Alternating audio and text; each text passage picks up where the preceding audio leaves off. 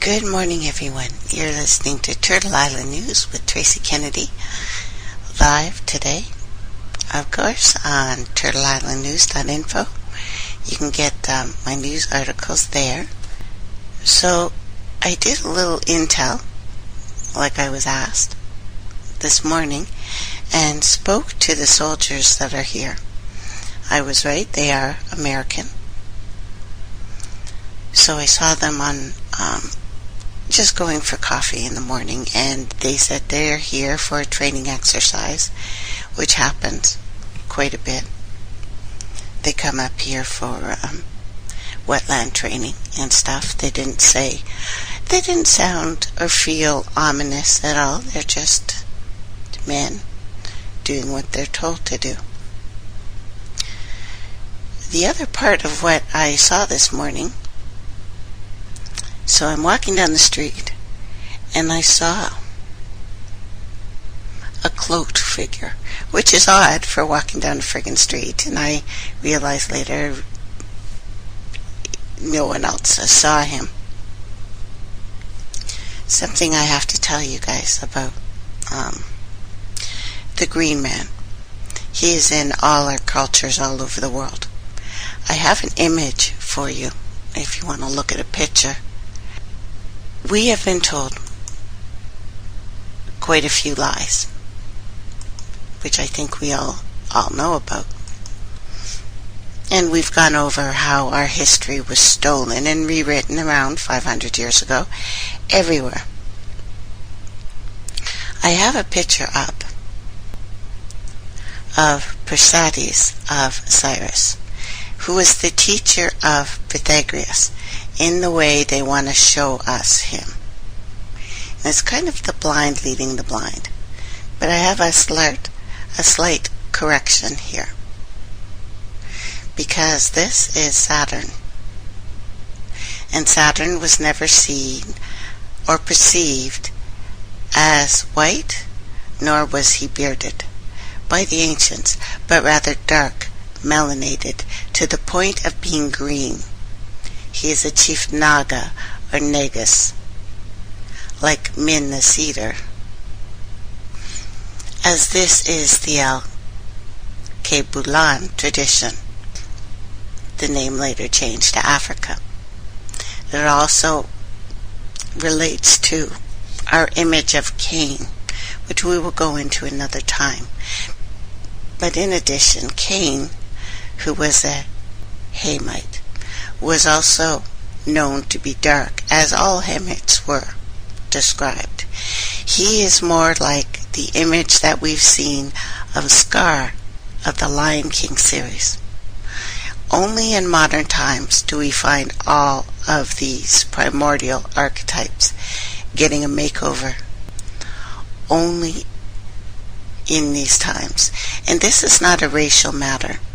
It is simply a matter of truth. One should ask themselves why it is so necessary for a 0 to be switched to a 1, except to confuse all of us, no matter what color, race, creed we have been born into. If Tesla was teaching electrical current, why on earth would we listen to J.P. Morgan? If the originator of certain systems that the world functions on until this day are still present, still alive, why not listen to them instead of the imposters and those who have sought to steal and claim wisdom, while engaging in the acts that show that they are completely foolish? Again, this is what JP did to Tesla. And it's easy for us to say, well, that's wrong, when examining the situation, of course. And when looking at it that way, but not so easy when we're talking about who designed the building blocks of the reality that we now call home. So rather than blaming any of these forces for the disaster befalling us, we need only to accredit that to those of the corruption of knowledge itself, and those who continue to bring about, for reasons of wanting very misplaced reverence. If you make a negative force all of a sudden positive, then nobody knows what place to put in their internal alchemy. This is the inner world re-engineering as the only blueprint to life, is to know that they are diametrically opposed and opposing forces, and their positions while they orbit in order to stay in balance and in harmony, thus nullifying their effects. These are the immortals. We are the immortals. And they can earn it, or it can be easily taken away. That's why religious institutions of modern times will be crushed by the unfathomable truth. It is fathoms deep, and we can feel that in our souls. But these beings have no connection to the origin point and cannot offer anything beyond faith, belief, and hope, but nothing tangible. No adept would accept such a thing. And that's why you find so few of them, because the modern institutions of esoteric learning are still building their temples on a foundation of lies. Thus, we make necessary actions to end these lies. One issue the accelerator physicists remain cautiously aware of. One of the scientists said it this way, that they have found an unidentified lying object, interesting words, in the beam pipe of the LHC's 17-mile underground tunnel. This is a big deal, because the pipe is a sealed vacuum. It's impossible to know what the object is. That's what they say. So just when you think things couldn't get any more strange at CERN, I bring you this story. That has left me somewhat scratching my head. A small thing, like a mysterious UFO object, to not concern yourself with, I guess. Now, a more in-depth discussion on the CERN anomaly took place a couple weeks ago, and a discussion that is pretty darn fascinating. There are ideas as to what this thing is, but the top physicist, Robert D. Roick, interesting name, member at CERN, professor at the University of Belgium and U.S. Davis, California. D. Roick is a leading scientist on CMS, one of the Large Hadron Collider's key experiments, reported the following. So this is his words. It will take only one significant deviation in the data to change everything. The upgraded machine works. Now we have to get the real operation for physics. But work remains to be done. One issue the accelerator physicists are aware of is an unidentified lying object in the beam of this tunnel. An unidentified lying object. What on earth, or some interdimensional version of this earth, does that actually mean? Well, they don't know. That's right, people. A mysterious object just manifested itself out of a vacuum. They don't know what it is, and it seems nor do they care, because Heroic goes on saying this unidentified lying object turns out not to be a problem for the operation. It's just something to keep an eye on. It's in the vacuum tube. It's not a problem if it doesn't move and remain stable. Ironic that he says something to keep an eye on, when in reality that is not only impossible, but would have profound effects on a quantum level. For you see, the mere observation of this object will collapse it into reality. Whereas by removing all observation, the scientists are allowing for something known as supersymmetry, superposition. So simple terms. If that is possible, what this means is this object, some of them are calling it a UFO, which means it is probably peopled, or at least beinged, right? While remaining sealed in the vacuum, in a pipe, free from prying eyes, is able to be in a state where it's both here and in another dimension. Is this the beginning of a transfer of information between our dimension and the next, which they said they wanted to do? This is about the quantum computing and computers and the global mind, AI, that I've been telling you about. Hypothetically, this may well be one of the conduits, portals, that I've speculated about for some time, which is the main goal of the experiments at CERN. We really are on the precipice of something big that I don't think even the brightest minds at CERN are comprehending, much in the way the scientists are using the machine itself. And in addition to this,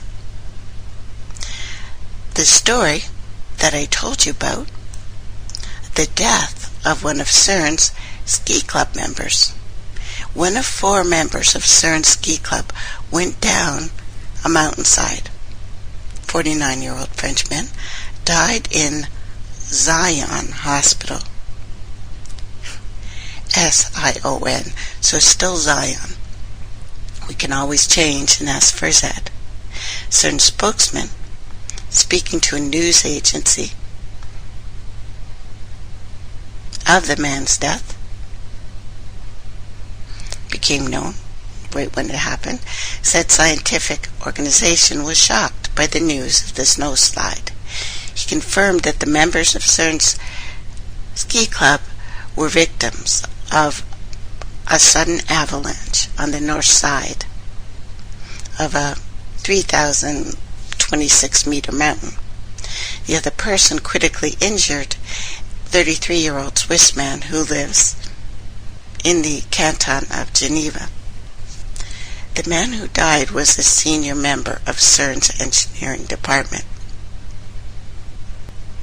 The police said that the avalanche, triggered on Sunday, occurred as the 5 members of the club were ski touring. If this gentleman had passed in a plane crash, the alternative media would have been shouting foul play, right?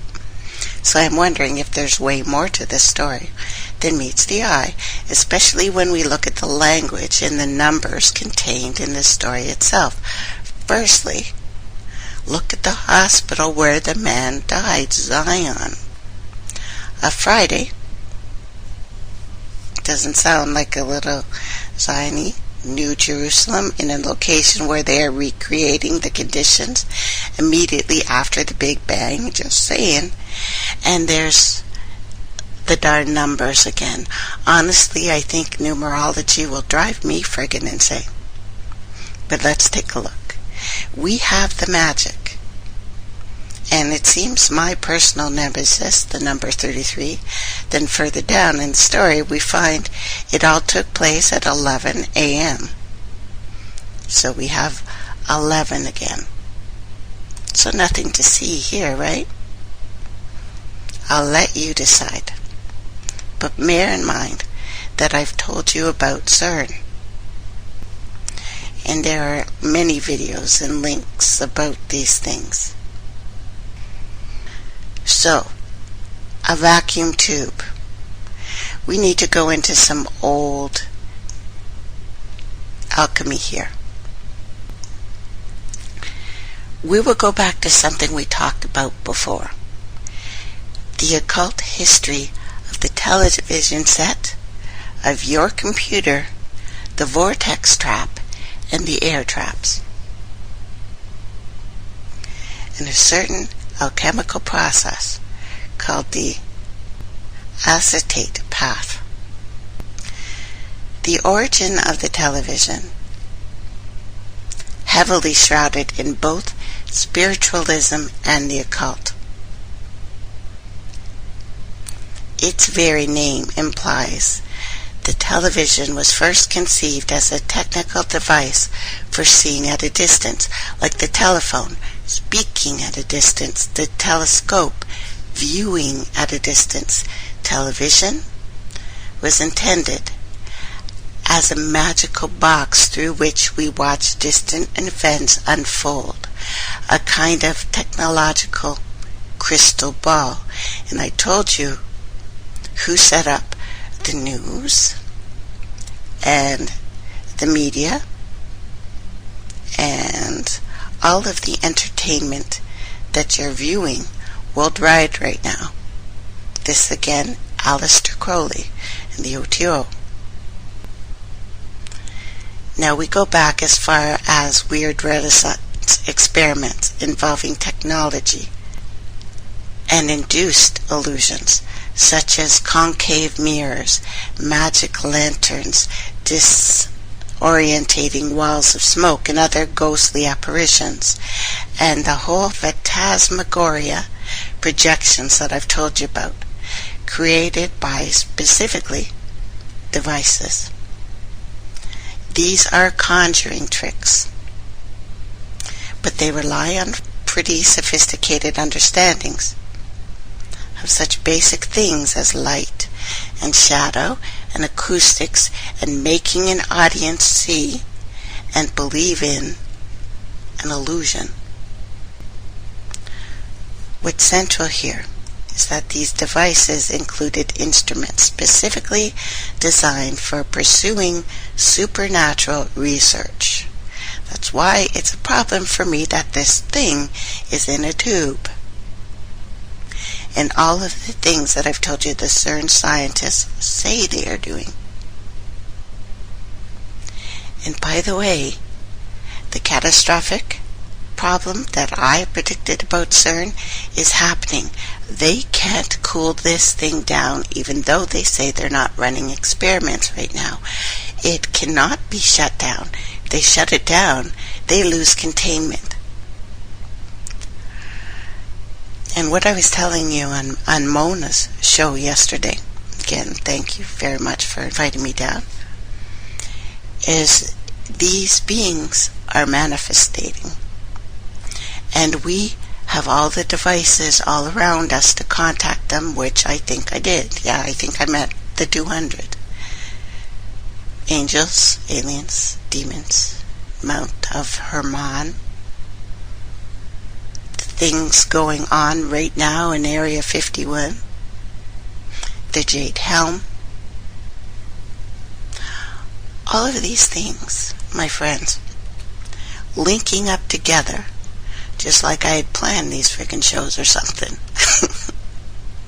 I plan, but I am also being driven, in a way. Because what do certain events have in common, right? 9/11, World Trade Center, Pentagon, London subway bombings, which, by the way, was 7/07/05. Oklahoma City bombing, the Estonia catastrophe that killed 852. The Norway Oslo attacks, 77 dead. Sandy Hook Elementary School. Aurora, Colorado, the Batman shooting. Taft Union High School, January 10th, 2013. Boston Marathon, April 15th, 2013. Here's the answers. What was common? Same terror drills were conducted, same scenario, same day, either on location or strategically close.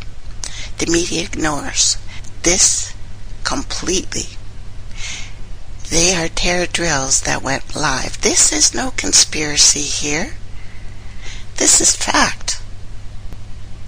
False flags to come, mass casualty drills, crisis drills, disaster drills throughout this continent, and now it's looking worldwide. Know your history, because the past is always a prologue, my friends. So, subtle forces at work every day. Devices developed in occult research. Television-like devices invented in the name of spiritualism towards the end. 19th century later played a very incredible, perhaps devastating role in the emergence of radio, television, communication. This is part of a reciprocal interaction between occultism, natural science that characterize the cultural construction of new technology, media, two-directional exchange between occultism and technology.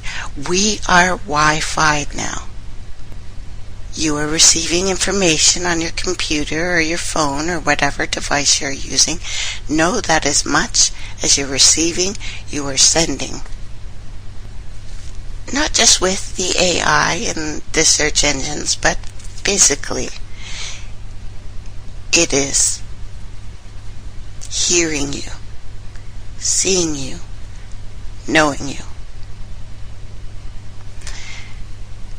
So while the television itself, the living room object, you and I most likely know, might not be what you would think is a supernatural mechanism, it nevertheless depends on and descends from strange, convoluted lines of esoteric experimentation, including early attempts at controlling electromagnetic transmissions, radio waves, even experiencing various forms of so-called remote viewing.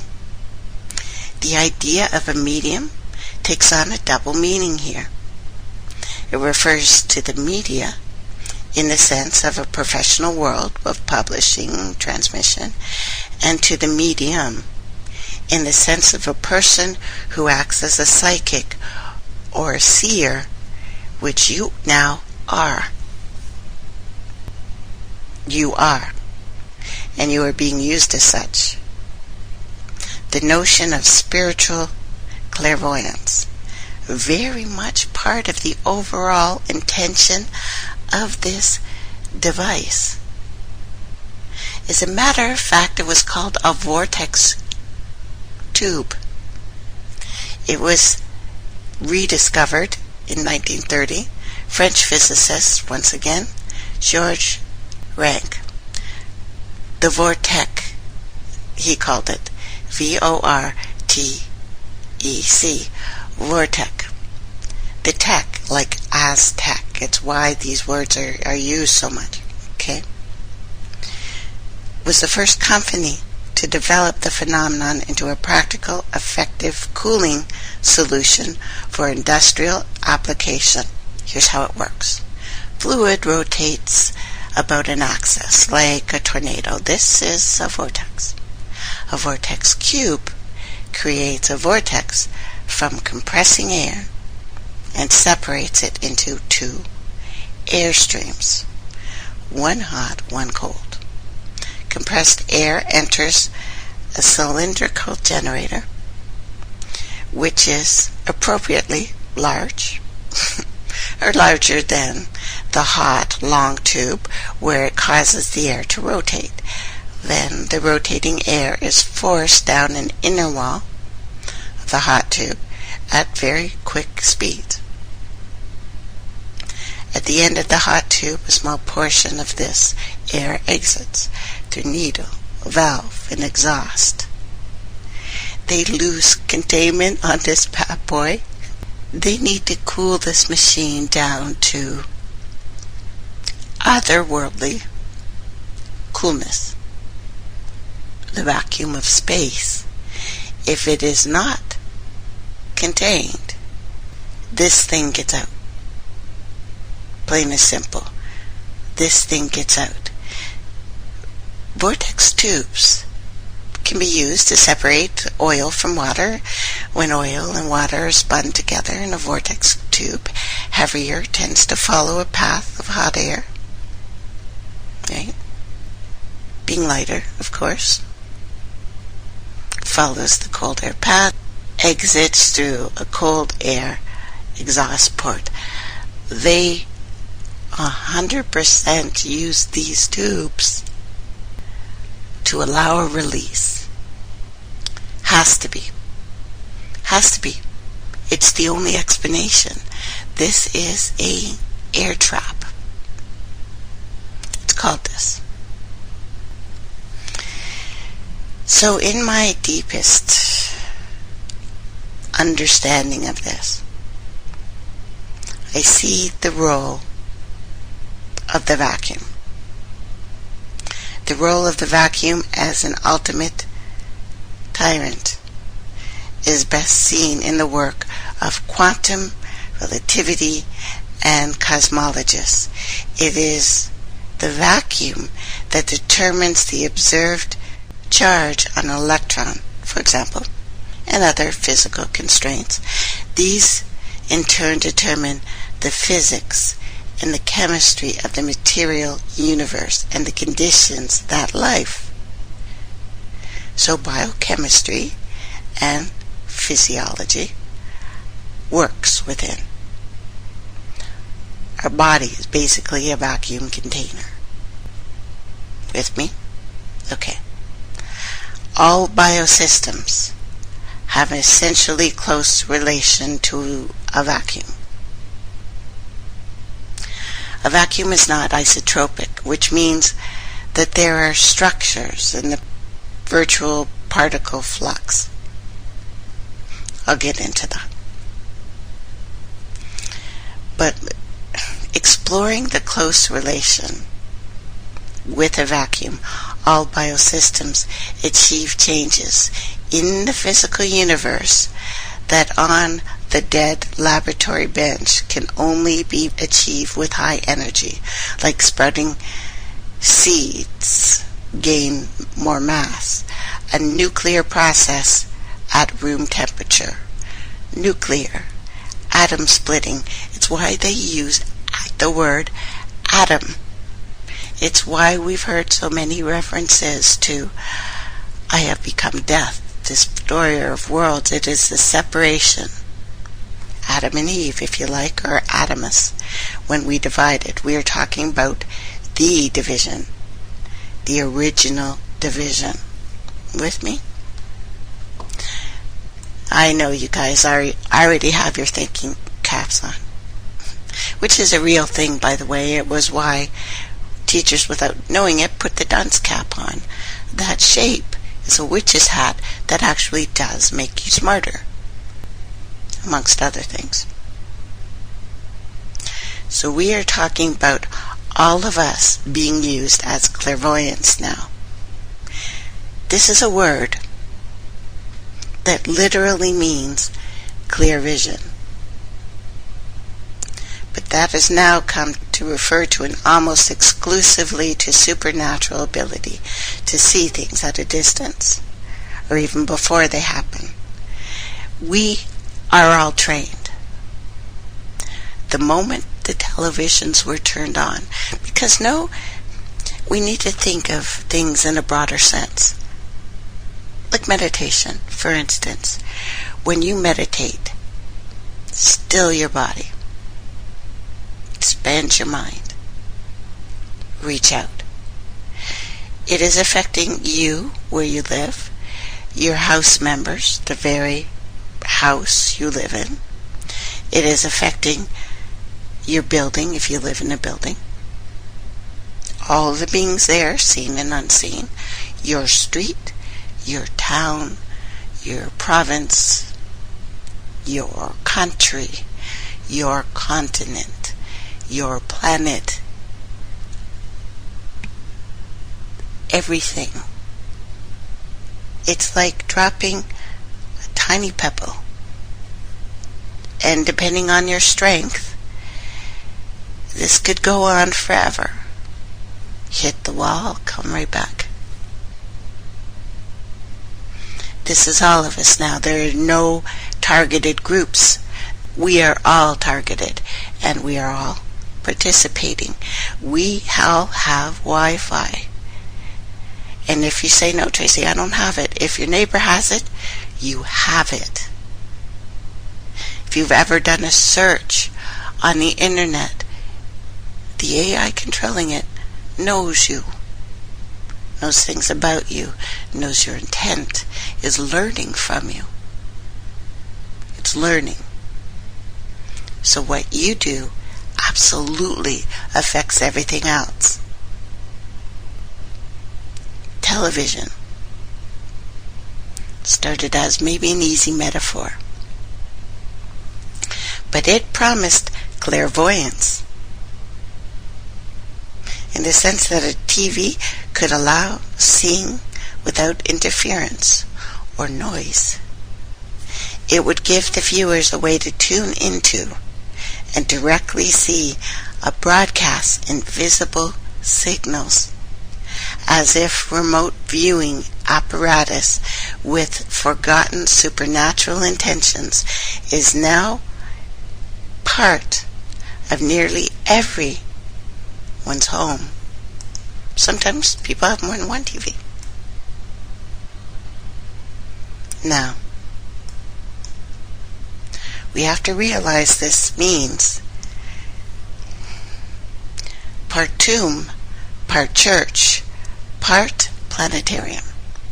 The cathode ray, a vacuum tube technology found in the earliest television sets, found an unexplained, unexpected, extraordinary use in the work of Gonzo.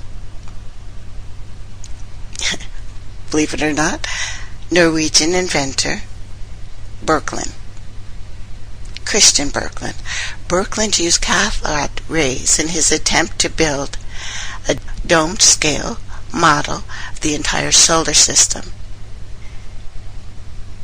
It's worth a quick recap, although, we've talked about it before. Birkeland was the first scientist to correctly make a theory about the origins of the northern lights, rightly deducing from his own research of electromagnetic phenomenon that the aurora borealis was caused by interactions between charged particles from the sun and the Earth's own magnetic field. This produced the wonderful displays of light Birkeland had seen in the planet's far north. Now, I have told you about the strange lightning effects that are no longer horizontal. They're coming vertically in rainbows. Part of our intent is triggering this. This is not just a physical phenomenon that is not sentient. It is sentient. All the northern peoples talk about these as beings, and if you've ever really been around when what happens, you feel something, an intent, a consciousness, an awareness too, that not only are you looking at it, that it is looking at you.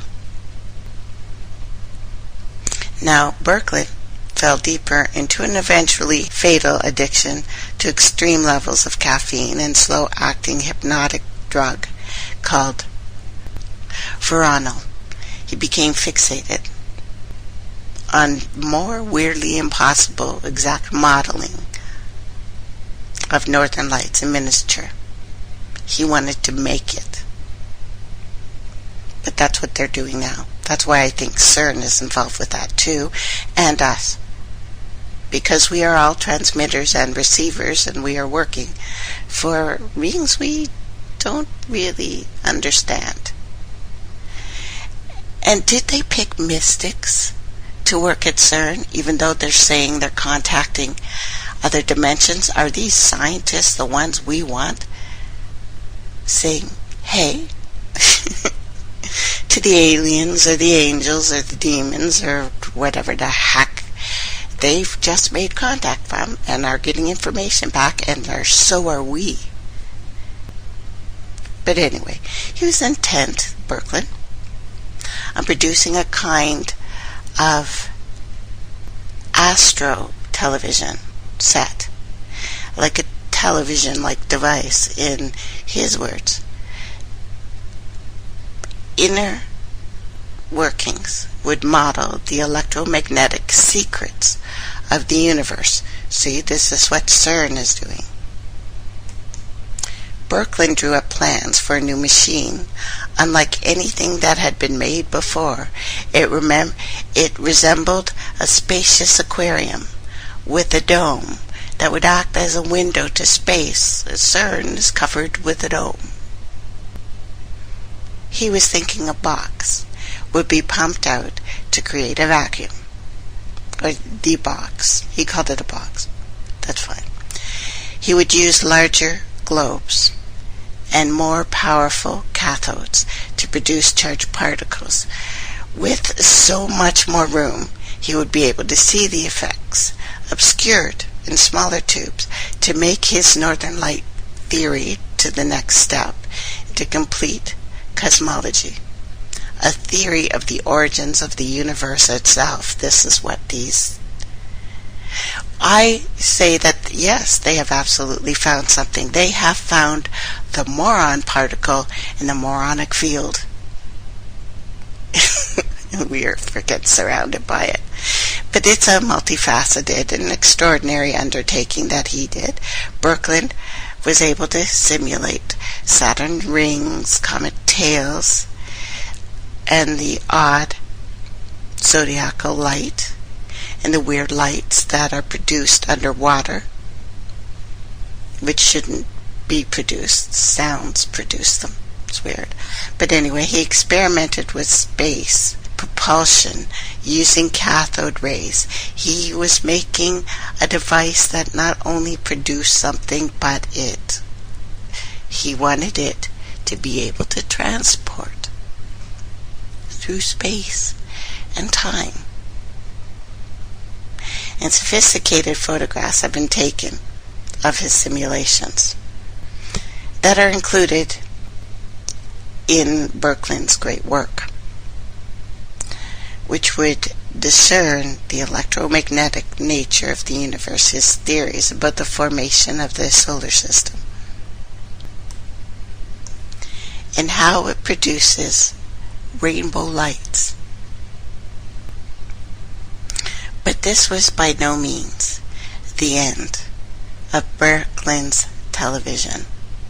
His ultimate goal, he said, devised while having a near-death experience in a hotel room in Egypt, stoned out of his face, one would say.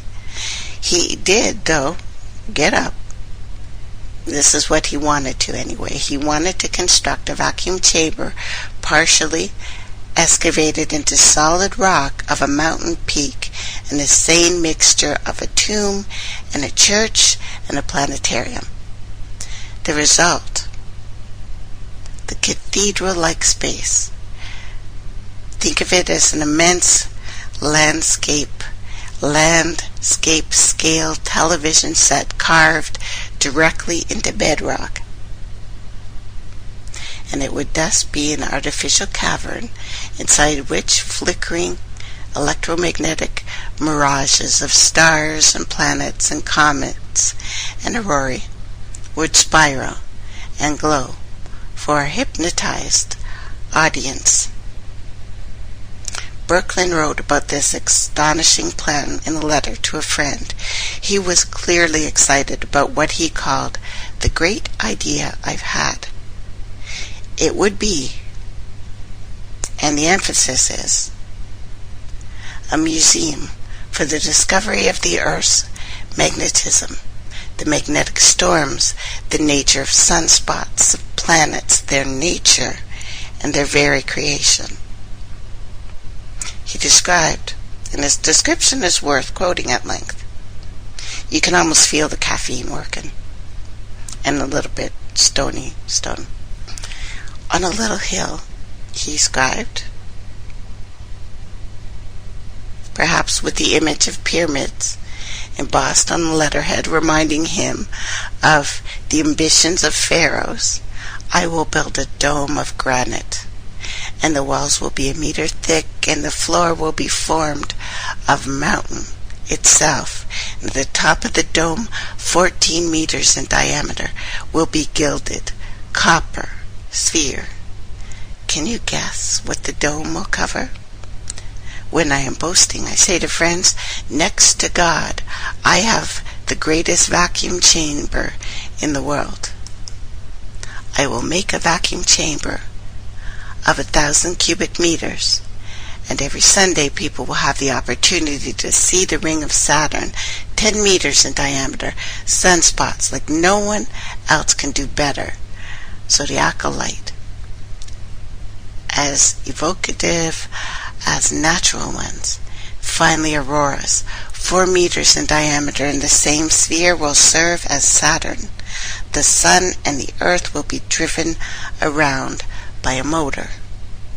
Every Sunday, as if attending Mass, congregations of this artificial solar system will hike into the immense television of Birkeland's strange astronomy, hypnotized by its explosive whirls of electromagnetic wonder. Do you feel the caffeine there? I feel like I just got a jolt. Seen in the context of occult mechanisms, psychic TVs, clairvoyant media technologies, Birkeland's story reveals just one particular monumental take on the otherworldly realities, not possibilities here, realities of television, televirtual media, bypassing the supernatural altogether to focus on something, although more extreme, direct visual engagement with the nature itself in all its blazing detail. Now, of course, Birkeland's cathode ray model of the solar system might not have conjured ghosts or visualized these spiritual energies, but it did bring the heavens to earth in the form of 1,000-meter television set, particularly and partially hewn from raw granite, who has amazing properties in itself. The most awesome TV ever attempted, a domed and never realized invention that nonetheless puts all of TV in today's visual media to shame until we look at CERN again. This is CERN. That's what they made. That's what they made. Now think of this. Think of this. This is an Ormeus drop. You go, here's the vacuum. Sometimes very well, sometimes not at all, according to design and materials. I suggest timing has something to do with it too. The work, though, that is being done here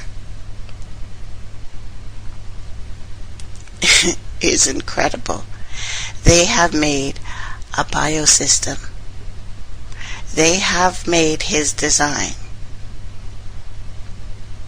So I'm thinking along the lines that the full moon eclipse is essentially a gravitational issue, not lunar reflected EM light. You can collect white matter indoors and actual moonlight from water vortex tubes, as well as dew collectors. Ormus is also responsive to magnetic fields as well. So what they've called a Vor trap design itself makes use of these things. We have two energy systems, gravitational and magnetic fields, that are carriers of Ormus, bringing Ormus in and out of the strictly physical world. In gravity, when the sun and the moon and the earth line up, there is more salt in the dew. This is proven. In astrological terms, two poles, sun and moon, are in equilibrium. In magnetic field, Ormus stabilizes a magnetic field vacuum. In all magnetically shielded vessels, like the ones we are living in right now, our body. But as above, so below, this is how everything works. This breakdown of magnetic field and polarity that we usually see experiments on has just become serious. Okay, everyone, time for a break. Welcome back, everyone. You're listening to Turtle Island News with Tracey Kennedy. Hope that wasn't too much. I'm sure you guys are following me. You rock so much. Now, before I move on in a vacuum tube, know that one vacuum tube affects another vacuum tube. When something happens in one, the other one reacts like it's happening in it. I've told you before that the scientists they picked are interesting. And they're like, each one is a representation or representative of their race, their region, the place, right, that they're from. So know that whatever's going on there affecting them is affecting you. So my brothers and sisters out there, when you've been seeing things, and we've talked these past couple months about the veil slipping, you are not imagining things. There's a difference between visions, hallucinations, and dreams. You can have a waking dream, yes. The difference is, when it is a vision, you can't stop it. When you are having a vision during dream time, you can't stop it, you must see it. It's calling you. This is what they're doing. With me? Okay, so we need to talk about the acetate path. It is one of the methods employed by alchemists, ancient and it looks like modern, to obtain soul or sulfur and spirit, mercury, of metals and minerals. When there are certain alignments, there's always more salt. Salt that you create in your body, so it is made up of everything available in space and this earth. The acetate path was made public by most past alchemists, such as Isaac Lundas. Oh, hold on.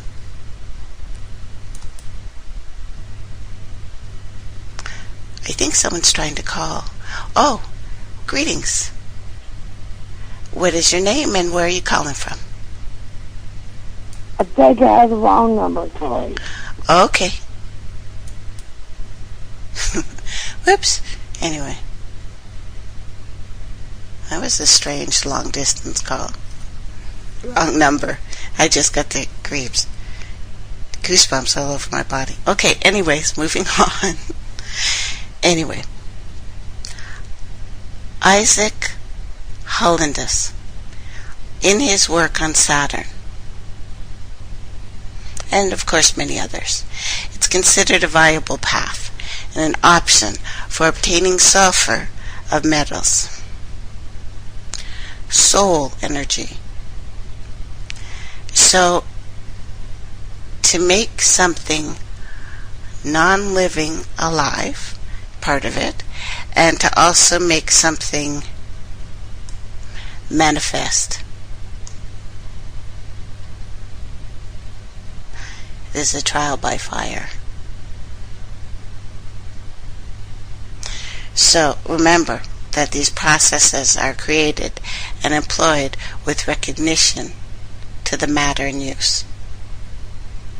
Metal, for instance, as containing the same principles that all life embodies, namely soul and spirit. These metals contained consciousness.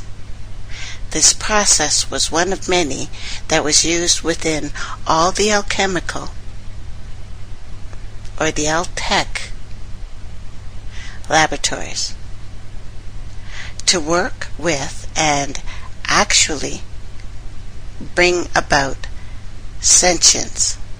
Now, whether or not they are breathing life in, as in necromancy, into the dead,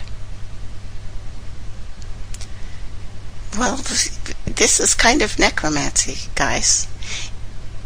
To begin, the extraction of soul and spirit of a stone or metal. It is first necessary to secure a source of ore. Traditionally, raw ore was taken from a pure metal that could be smelted up. The smelting process, well, I'm not going to elaborate on this. You can look. So I'm going to skip ahead to just say we have a pure metal. Once the metal is obtained, it is ground down to a fine powder. This powder can be placed in a cast iron pan, set over fire to oxidize, but this has enough energy to do that. Exposure to the elements and various other methods employed by alchemists to obtain an oxide. The oxidation of any material is essentially the burning of that substance.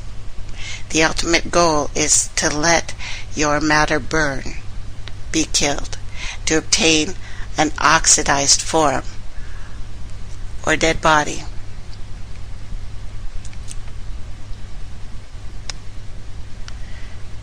In this philosophy, the body, or metal in this case, to be killed and turned inside out, so that the spirit and the soul of a given metal could be captured and used for whatever purpose the alchemist has thought. This killing is always done in the fire. Version of this metal was considered a dead body, which is from which its spirit and soul can be resurrected. After the philosophical killing of the metal, the dead body would be awakened, brought back to life. This is done using specially crafted tools, like, I don't know, television, which are essentially the spirits of other metals or minerals or plants. It's an actual process. The next part, and this can be done with so many different things. I'm using this because it's what we need to do in our practice to cleanse ourselves, to be protected from certain things. But it's also what they're doing for God knows what all over the world, and they've used our energy to do. It is not just an expensive machine they have built. When ready, though, the alchemist then takes this digested solution, usually some acetate, and dissolves it to get a highly concentrated version of the acetate solution. The concentrate solution is taken outside to evaporate slowly, to remove the remaining liquid, to hold it in solution. Solution is placed in a glass dish, heated over an element, gently heated, allowed to evaporate in the sun. Over the course of a few days, the liquid evaporates, making a pure and dry crystals of an acetate. Once dry, the crystals are dissolved, usually in distilled water, filtered, placed back into a glass dish to evaporate off the moisture again. This is a process of washing that removes any residual corrosive material. It's a step of washing that is repeated multiple times to achieve a highly purified crystal. This is the breath of life process. And then comes a preparation for rebirth. Once dried and washed, crystals are secured, can be crushed. They dissolve it in something.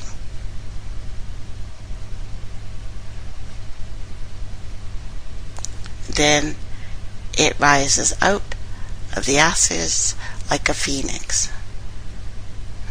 How many phoenix references have we had this year? 100? 1,000?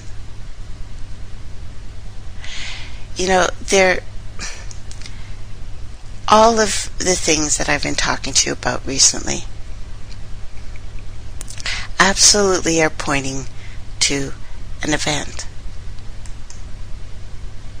An event of some kind that's about to take place. That means something. Hold on.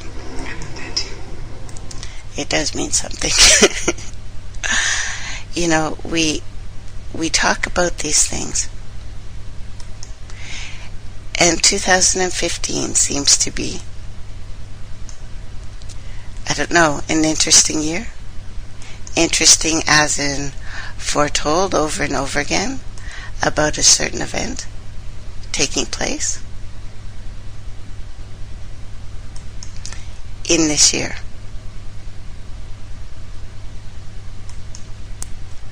We're talking about the letters of transit here.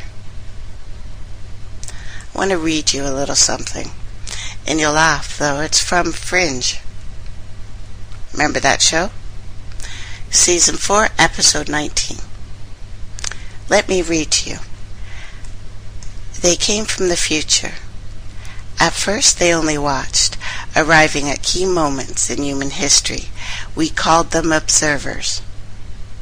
But in 2015 they stopped watching and seized control. Citizen uprisings proved bloody and futile. Those who survived became known as natives in an attempt to show their alliance. Some native factions became loyalists and were marked by the observers. Marked for favor, of course. The original Fringe team fought the invasion, was quickly defeated. Fringe division was allowed to continue at reduced capacity, but only to police the natives. The resistance was quickly overcome. Why so many things pointing to this year?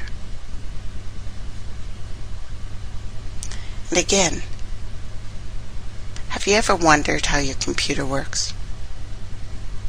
Fascinating, mysterious.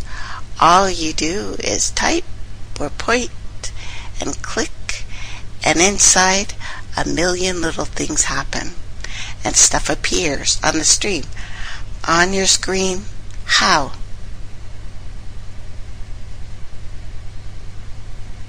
The machines. The first computers were machines. Punch cards, vacuum tubes, big rooms filled with wires. They did math, high speed. They counted things. They sorted records. But that was about it. A long way from modern computers. Even the calculators that we no longer need, because today computers are no longer machines. They are magic. It is a magic box filled with ceremonial components that traps little beings, spirits. Some are working with you. Some may not be. And it's true. Your computer appliance, well, it may look like an appliance in many ways. You plug it in. It's roughly box-shaped. Well, the similarity to other appliances in your house stops there, doesn't it? Computers are marketed as machines. There are many people who base their whole careers around supporting that claim. Machine, however, complex it may be, is something that you can break down into its component parts, if you're smart enough, until you can actually understand how it works from the ground up. It's not so with computers. Many computer experts will claim they understand how a computer works, but if you ask one to explain it to you, they will tell you something like this. Key point to understand how a computer works is the concept of abstraction. There are multiple of layers of functionality that are based upon each other like bricks in a tower. Semiconductors are etched and treated, well, doped basically, to form circuits that redirect electrons in specific patterns. These circuits are packaged as ASIC, ASIC, and microprocessors called chips, and interacted by buses and traces on a PCB called a motherboard in order to implement machine code. Then other PCBs, which are designed to comply to some physical interface standard, are inserted into the motherboard where the processor can interact with them.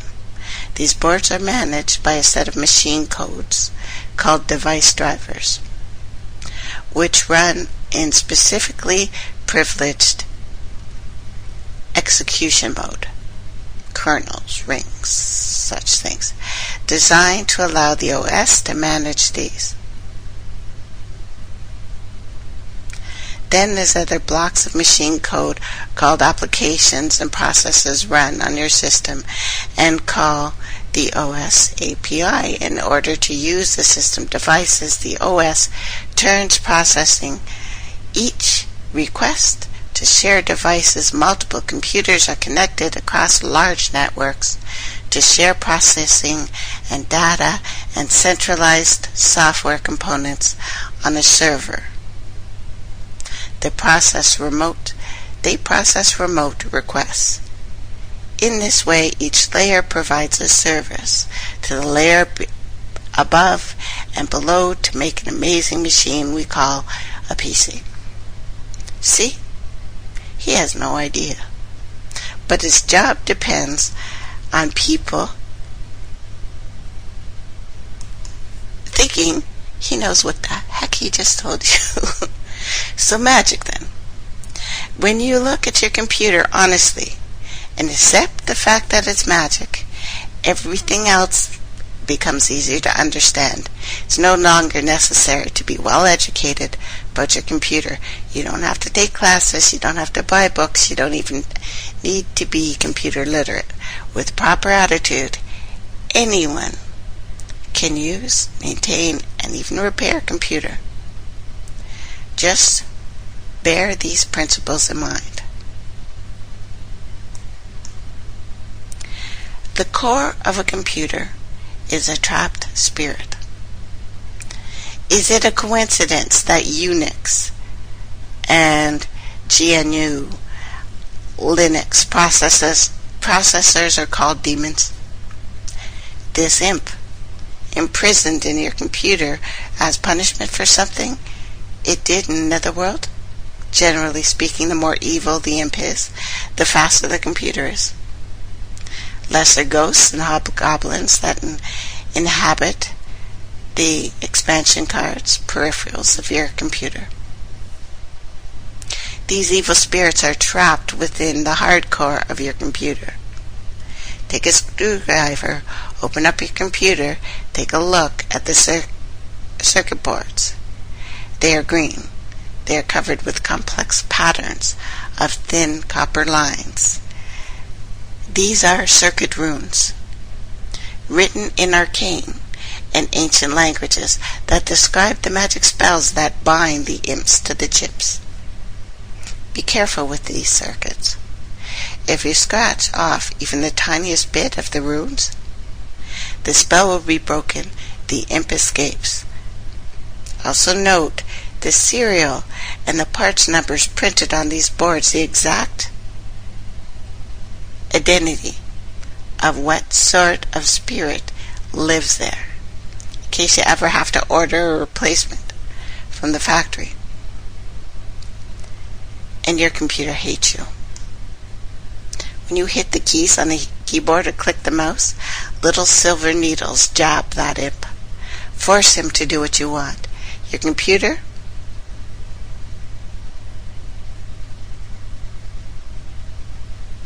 and this probing only makes it more angry.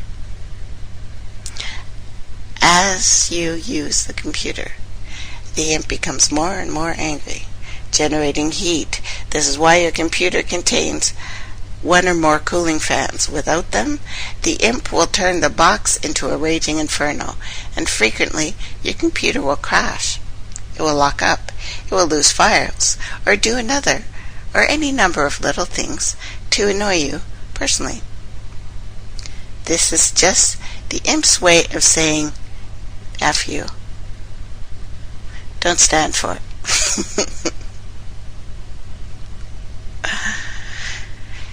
Leave it unplugged for a while. So starve it. Disconnect the monitor. Blind it. Sometimes it is even necessary to delete files that are important to it, just to get it back. For deleting your files. Take that, you little imp. Funny? Strange? When you don't think you're alone in the universe, you realize that it's not possible for us to be alone. We are all occulted.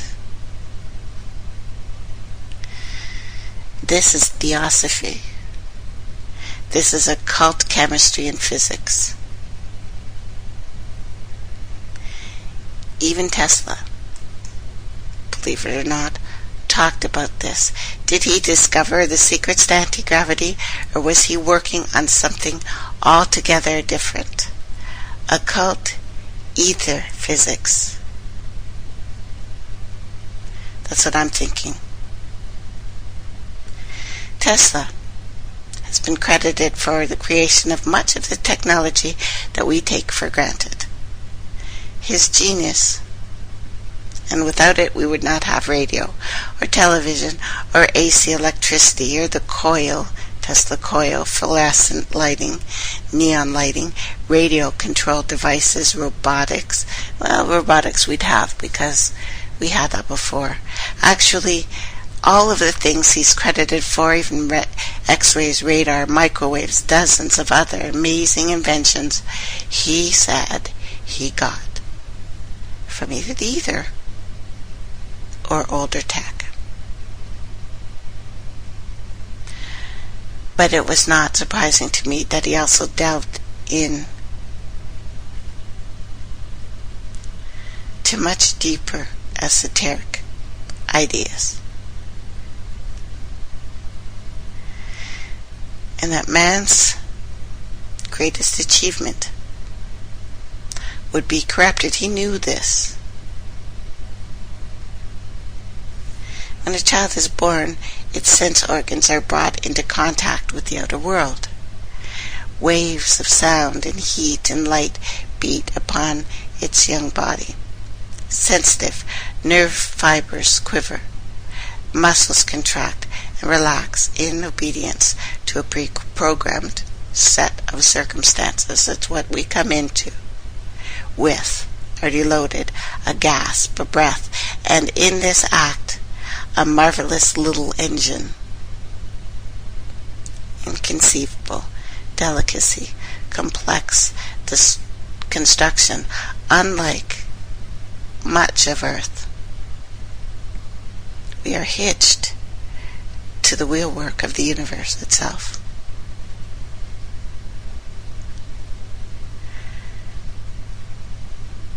And we are not alone here.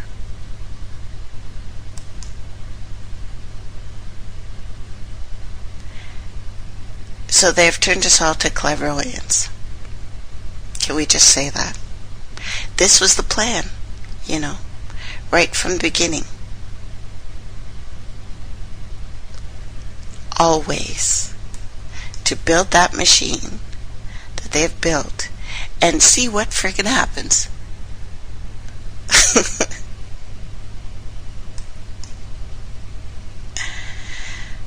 Importance of this is huge. Dealing with phases of research, occult.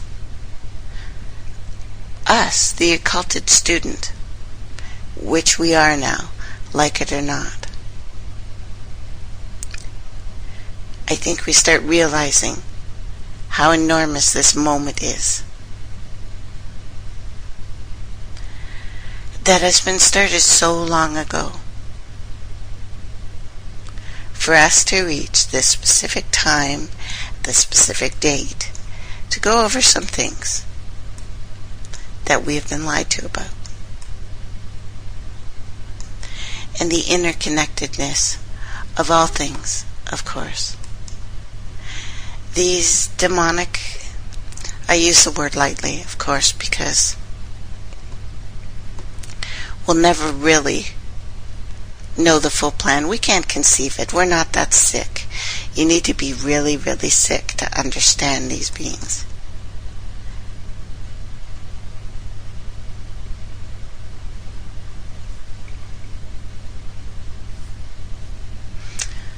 Other characteristics of tubes and glows. And this occult physics and chemistry and all of the things we're looking at.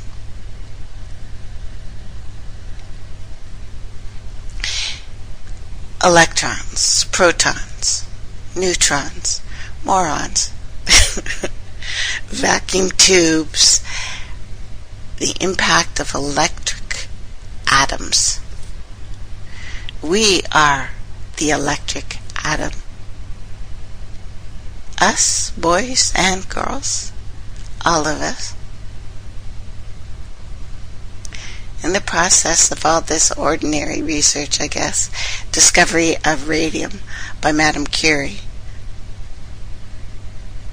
entirely new face on the subject of electrons, beta particles remaining from radium were identified as the electrons of the cathode ray. Followed the discovery that the gas, helium, previously treated as another element, evolved itself as a coincidence of integration and with disintegration really of radium. Transmutation, till then laughed at as superstition, as alchemy, passed quietly into the realms of accepted natural phenomenon. But this is still transmutation, no matter how they want to or do not want to look at it. The chemical elements soon seen to be bodies built up of electrons in various numbers, probably in varying arrangements. So at last, ordinary science has reached an important result of occult research.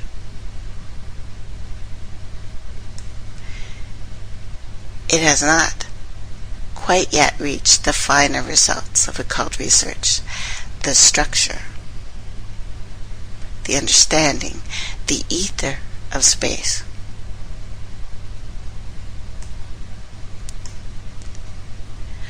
There is no science that we're using now that is not started by occultism. And this ether, though defying instruments and experimentation, comes in the scope of clairvoyance and clairvoyant faculty, profoundly interesting discoveries that were made during what I have called the early research in connection with occultism. Etheric atoms combine to form molecules in different ways, but combinations involving fewer atoms. Varieties. Occult physics. As important as the present day occult chemistry.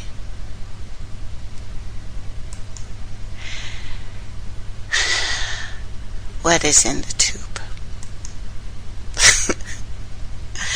What have they done this time? Seriously, what have they done this time to us? Because know that everything else is affecting you, right? It affects you. It affects you very much. The people they picked for these experiments, most likely because they can trigger you. But being aware of what's going on is our saving grace. There are rituals of protection used all over the world, shamans, if you like, all over the world, burning sage, using crystals, magic chants, mudras, mantras. Let's break it down here.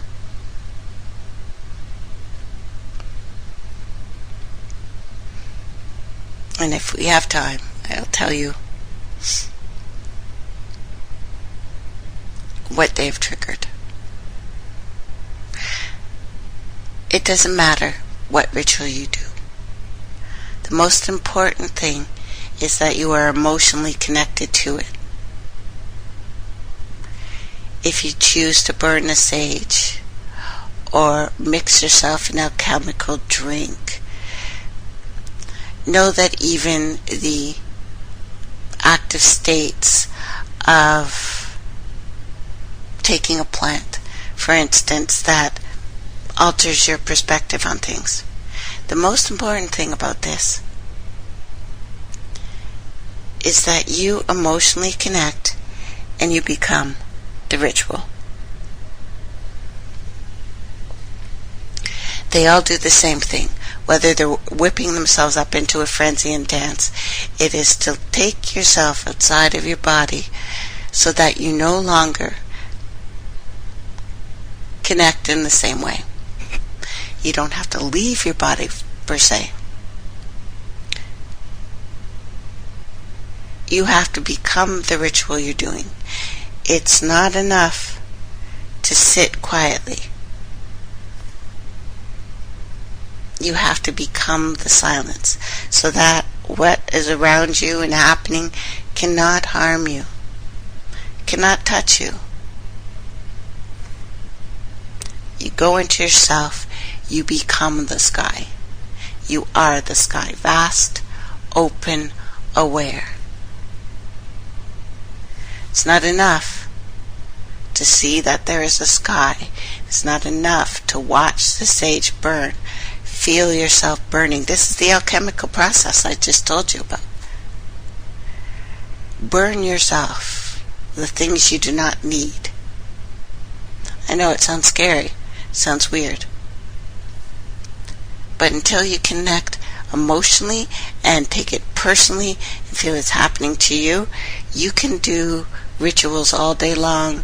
You can do a lotus position. You can take your leg and wrap it around your neck. You can burn and chant and jump up and down like a crazy monkey. It means nothing. One moment of passion is all you'll ever need.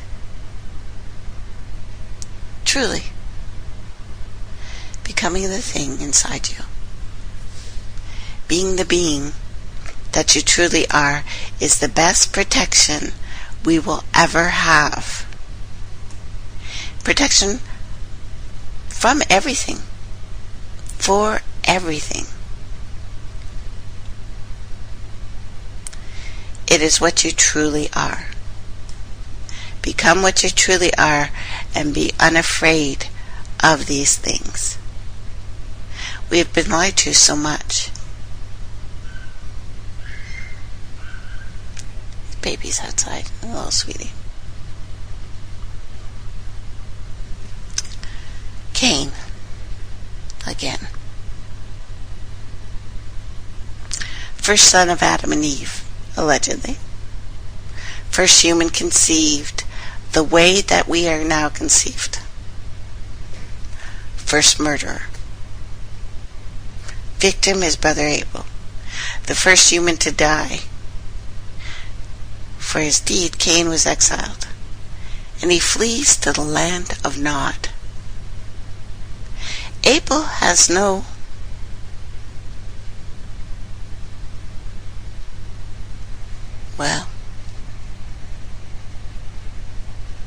one else.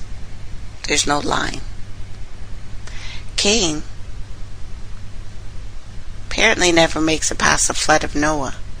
All humans alive today are descendant of Adam and Eve's number 3, Seth. Bear in mind that the religions of the Sethites always made lavish use of music, especially in the olden days, had tents for sanctuaries, patriarchs, both tent-dwelling, music-making, are held by the descendants of Cain, too.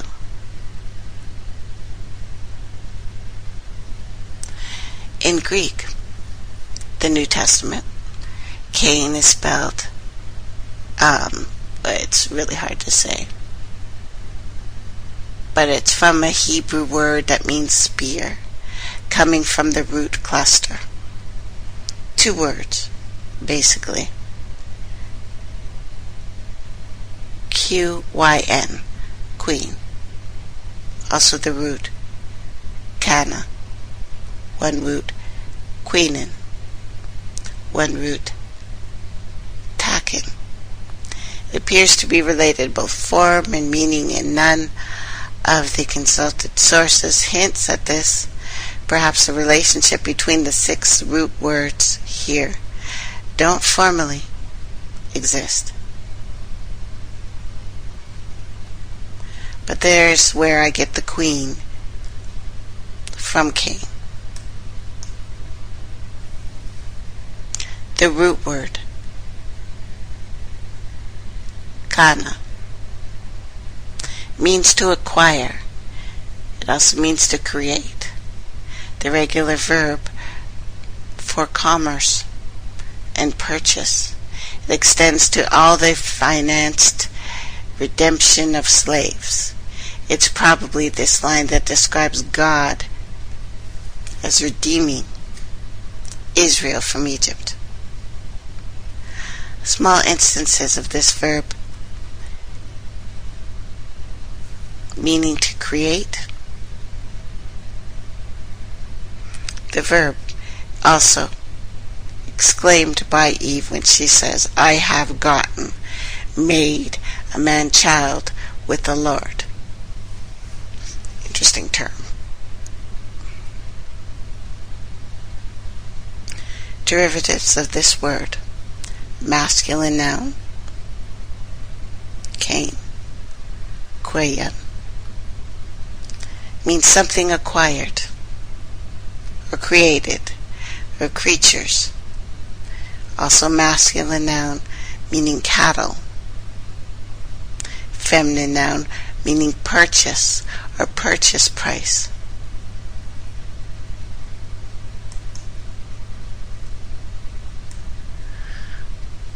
Yeah, I'm not a big fan. You may have noticed. Not a big fan of this guy here. When we look at all the things that we have gone through as a people, and the only thing that they teach us in school is about death and killing, and this group of people killed these groups of people, and those groups of people stood up and started killing these other people, but they were more righteous in their killings than the others. No. It's never right. It's never okay. And we know that. I think it comes down to a corruption of what we know is true and what is good in this world. I do not believe in the inherent badness of us as a people. I believe bad things happen. I do. I absolutely do. And we've been lied to so much. It's hard for us to sort things out. But I want you to take a look at one of the earliest corruptions.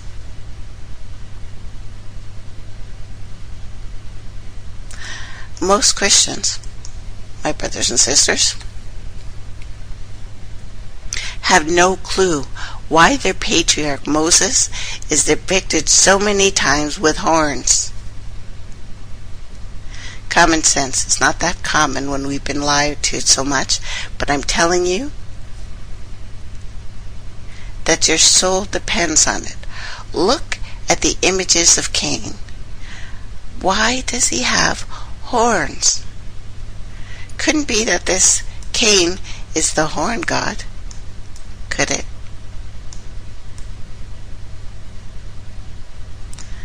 Couldn't be that he was taken from so many other references, could it?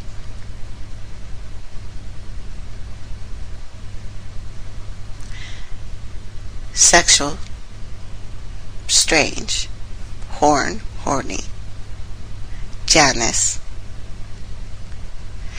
All of these things, we're seeing the exact same thing played out over and over and over again. These lies that took our original belief, our original ways, and corrupted them into something sick and twisted. I recommend for everyone to watch, if you get a chance, The Name of the Rose. It talks about the corruption that I've talked to you about, of the guys who actually did it. Now, of course, it's a show. It's a movie. It's meant to entertain you. But it's one, I'm telling you, shocks me that it got out.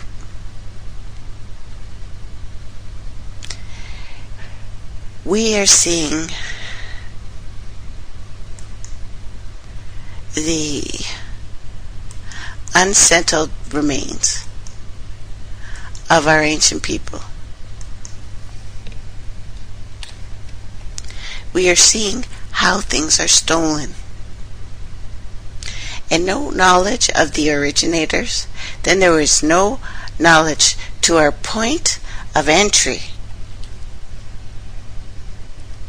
Some more pictures in this one that I just put up. The first image, or the first corruption, perhaps, one of them, when Pythagoras himself attempted to deify himself, after falsifying all the Kemetic knowledge for his own. He tries to re-image himself as Akhet, Sphinx, and Horus. Christianity thus begins, only so long as this false brotherhood is allowed to continue these lies. Will we be used against each other? They have crossed the rose line. That's what this is about too. Alignments and dates. What was the term? Principles and principalities. We fight against something so sick and so twisted. That is, I realize why so many people feel low right now. Look at these things as a virus. We already know that Ebola is a virus. It is nanotechnology. How they work.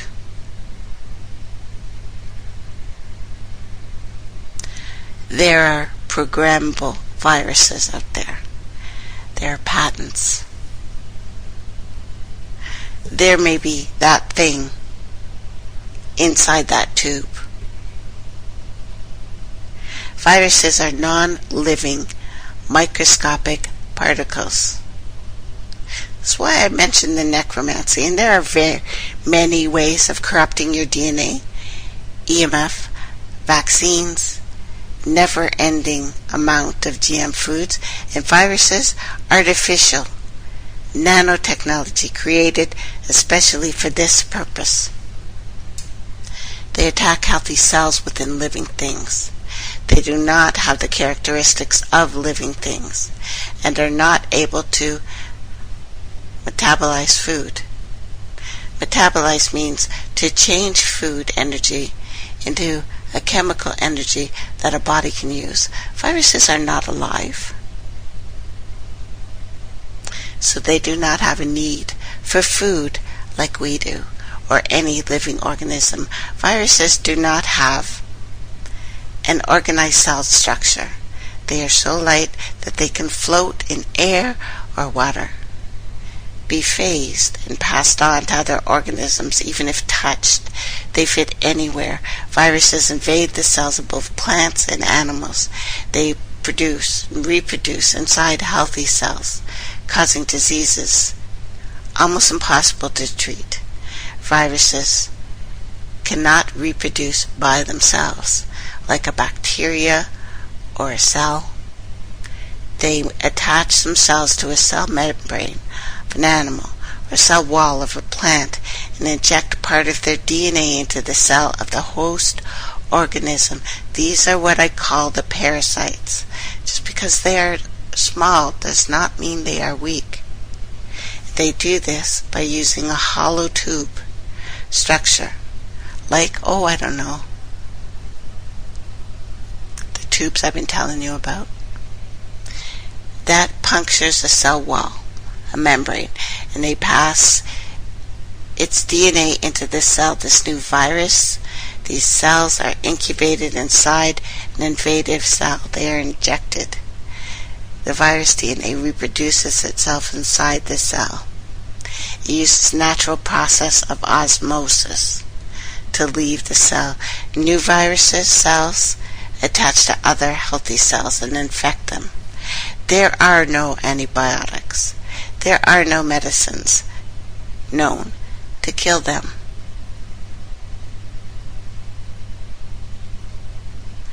And it looks like digital life is already inside your computer. Why would they call it a virus?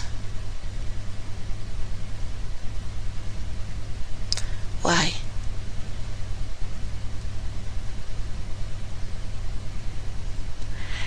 We are seeing self-replicating synthetic bacterial but more virus cells already. We are told that these are to just, it's going to be good, you can live forever, it's going to be awesome.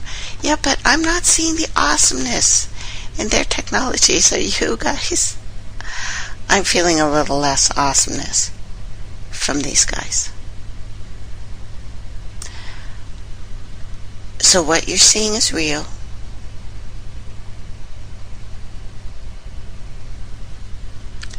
We can prepare our house.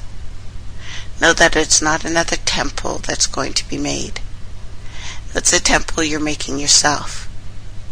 And you absolutely can fix yourself. Right now. If I can do it, you can do it. There will be more and more false flag events because there always are, right? We've seen the signs. They've been pointing to this year. They're pointing to September. We know that in the grassy narrows, mercury levels are rising beyond belief. We know that there's flesh-eating bacteria in our waters. We know for a fact that the 500th person killed by police in 2015 was a 69-year-old suicidal man, but 15 more were killed by the Tuesday of that week. So as of Sunday, let me look at the date here. I think it was this Sunday that just passed. 515 people were killed by police.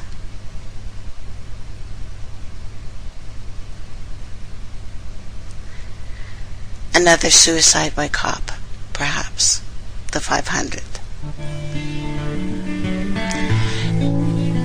We are not like this, people. It is a virus. It is an infection. We're strong enough to fight this by looking this monster in the face. Thanks for listening, everyone. Love you guys. Respect you. Big hugs.